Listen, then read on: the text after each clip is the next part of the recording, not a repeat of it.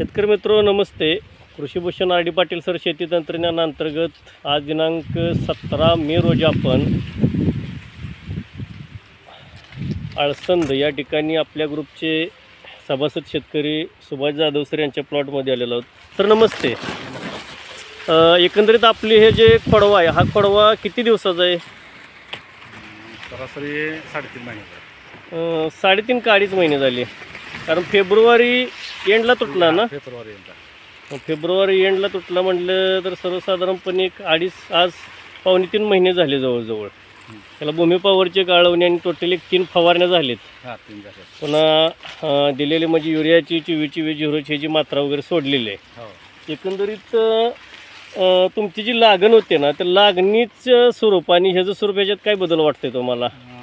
जमीनच माझा फरक आहे लागणीत आणि खोडव्यात.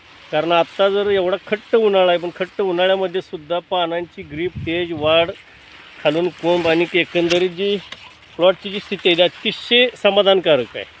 आता इथून पुढे फक्त जाधव सर एकच नियोजन करायचे की बुडातील जे काही मरकट कोंब असतील ते मरकट कोंब वगैरे काढून सगळे करायचं आणि ड्रीपचं शेड्यूल आहे असंच चालू ठेवायचं. ओके. आपल्या तंत्रज्ञानाचा वापर तुम्ही व्यवस्थित केल्याबद्दल धन्यवाद.